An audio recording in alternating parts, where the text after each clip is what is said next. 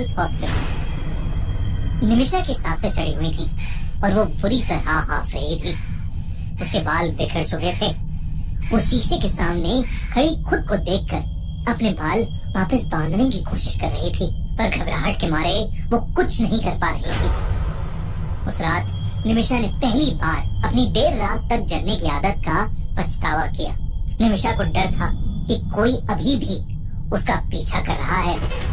इस बात की शुरुआत तब हुई जब मनीषा और निमिषा दोनों क्लास 8 में एक बोर्डिंग स्कूल में पढ़ते थे और हॉस्टल में रहते थे। जिस बोर्डिंग स्कूल में वो लोग पढ़ रहे थे वो पढ़ाई लिखाई के लिए एक बहुत ही अच्छा स्कूल माना जाता था, और उस बोर्डिंग स्कूल के गर्ल्स हॉस्टल की कुछ अलग ही कहानी थी। 5 साल पहले 9th क्लास की एक सीधी साधी और पढ़ाई में होनहार लड़की की उस बोर्डिंग स्कूल के गर्ल्स हॉस्टल के 5th फ्लोर में मौत हो गई थी। किसी को नहीं समझ आया था कि वो लड़की मरी तो मरी कैसे। टीचर्स और पेरेंट्स बताते थे कि उस लड़की को ना तो डिप्रेशन था और ना ही कोई पढ़ाई का प्रेशर। पहले सबको लगा ये मर्डर है, लेकिन पुलिस को कभी कोई सबूत नहीं मिला, जिसकी वजह से ये केस बंद हो गया। पर साल दर साल धीरे धीरे एक अफवाह फैलने लगी कि अब उस 5th फ्लोर पर उस लड़की का भूत रहता है। इसलिए 5th फ्लोर को स्कूल अथॉरिटीज ने बंद कर दिया, जिसे हफ्ते में सिर्फ एक बार खोला जाता था ताकि उसकी सफाई हो सके। उस इंसिडेंट के करीब 5 साल बाद निमिषा और मनीषा उस हॉस्टल के एक रूम में शेयरिंग में रहने लगे। दोनों का रूटीन एकदम फिक्स्ड था। निमिषा पूरी रात जग कर पढ़ाई करती थी और सुबह 7 बजे मनीषा को उठाकर सो जाती थी। फिर मनीषा ब्रेकफास्ट के टाइम तक पढ़ती रहती थी। मनीषा चश्मा लगाती थी और उसके हाथ में उसकी माँ का दिया हुआ एक काला धागा हमेशा बंधा रहता था। 5th फ्लोर की कहानियों को बाकी स्टूडेंट्स की तरह वो लोग भी ज्यादा नहीं मानते थे, पर फिर भी वहाँ कोई नहीं जाता था। पर 10 दिसंबर को कुछ ऐसा हुआ जिसकी मनीषा को कोई खबर भी नहीं थी। निमिषा रोज की तरह रात के 12:30 बजे रूम में बैठकर पढ़ाई कर रही थी और मनीषा दूसरी तरफ करवट लिए सो रही थी। निमिषा का गला अचानक से सूखने लगा। वो उठकर हॉल में कॉफी बनाने चली गई। पूरे हॉल में एकदम शांति थी। सब लोग या तो अपने कमरे में थे या सो चुके थे। उस हॉल में कोई नहीं था, बस कॉफी मशीन के गड़गड़ाने की आवाज आ रही थी। पर मशीन को स्विच ऑफ करने के बाद फिर से सन्नाटा छा गया। निमिषा कॉफी का मग लेकर पीछे मुड़ी और उसको अचानक झटका लगा, जिससे उसकी कॉफी छलक गई। उसने देखा कि मनीषा उसके पीछे ही खड़ी है। अंधेरा ज्यादा होने की वजह से उसकी आधी ही शक्ल निमिषा को दिख पा रही थी। उस रात मनीषा कुछ अलग सी दिख रही थी। उसने ना तो अपना चश्मा पहना था और ना ही उसके हाथ में वो काला धागा था। निमिषा ने मनीषा से पूछा कि वो इतनी जल्दी क्यों जाग गई, जिसके जवाब में मनीषा ने बोला, क्यों ना हम दोनों 5th फ्लोर की बालकनी पर चलें। ये सुनकर मनीषा की आंखें चौड़ी हो गई और मुंह पर हल्की सी शरारत भरी मुस्कुराहट आ गई। इससे पहले कि वो कुछ बोलती, मनीषा उसका हाथ पकड़कर उसे अपने साथ ऊपर सीढ़ियों पर ले जाने लगी। जब दोनों सीढ़ियां चढ़ रही थीं, तो बस निमिषा की ही चप्पल की आवाज आ रही थी। उसने नोटिस किया कि मनीषा ने चप्पल भी नहीं पहनी थी। कुछ तो बहुत अजीब था। उस रात उस हॉस्टल के 5th फ्लोर का दरवाजा खुला हुआ था और वो दोनों 5th फ्लोर पर चले गए। वो पहले इधर उधर देखने लगे। फिर कुछ मिनट बाद दोनों ने खुद को एक रूम में पाया। ये उसी लड़की का रूम था जो 5 साल पहले मर चुकी थी और जिसके बारे में लोग कहते थे कि उसकी आत्मा 5th फ्लोर पर भटकती है। लेकिन उस रूम के बारे में निमिषा या मनीषा दोनों ही नहीं जानते थे। उस रात मौसम बहुत ठंडा था। 5th फ्लोर के हॉलवे पर बनी खिड़कियों से ठंडी हवाएं आ रही थी और रात के अंधेरे में कोहरा जम रहा था।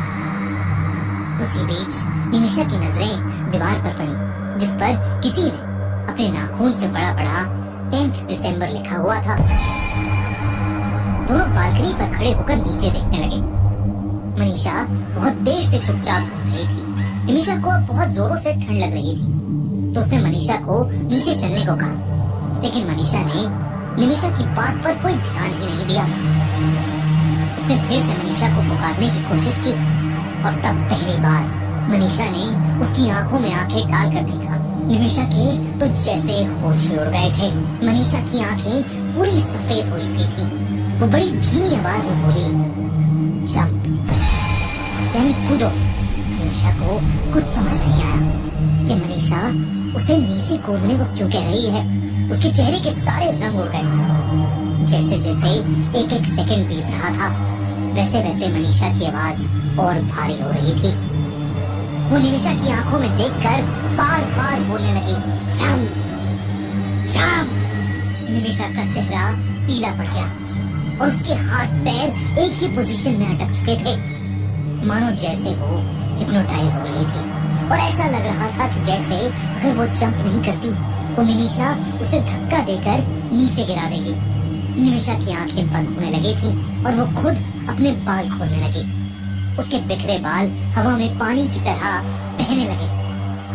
निमिषा धीरे धीरे मनीषा के वश में आने लगी थी, लेकिन तभी अचानक नीचे वाले फ्लोर पर कुछ धम से आवाज आई और निमिषा होश में आई। उसने किसी तरह हिम्मत जुटाई और मनीषा को पीछे धक्का देकर नीचे भागी।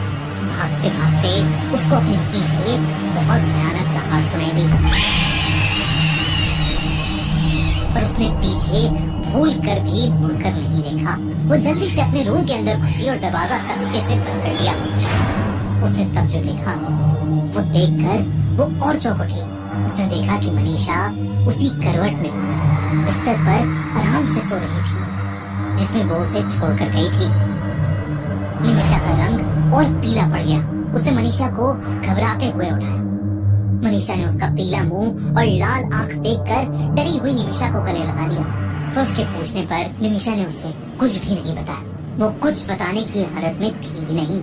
उस रात निमिषा ने अपने बाथरूम के शीशे के सामने अपना मुंह धोया और बाल बांधकर सो गई। मनीषा कुछ समझ नहीं पा रही थी। उस दिन से निमिषा रात में सोने लगी और अपने रूममेट को इग्नोर करने लगी। जब भी मनीषा रूम में बैठकर पढ़ाई स्टार्ट करती, उसे एहसास होता कि जैसे कोई उसे घूर रहा है और वो अक्सर निमिषा ही होती। परेशान होकर मनीषा ने उससे दोबारा पूछ लिया कि उस रात क्या हुआ था। आखिरकार निमिषा ने मनीषा को उस रात के बारे में सब कुछ सच सच बता दिया। सब कुछ सुनने के बाद मनीषा का दिमाग जोर से चलने लगा और उसे निमिषा की कहानी पर पूरा भरोसा हो गया, क्योंकि मनीषा को ये बात पता थी कि 5 साल पहले एक लड़की की सेम डेट पर मौत हुई थी, 10 दिसंबर। मतलब जो भी किस्से, कहानी और अफवाह मनीषा और निमिषा सुनते आ रहे थे वो सब सच थी। वाकई में 5th फ्लोर पर उस लड़की का भूत था। उन दोनों ने उस दिन के बाद 5th फ्लोर के बारे में बात करना ही छोड़ दिया, लेकिन वो आज तक उस दिल दहला देने वाले किस्से को नहीं भूल पाए।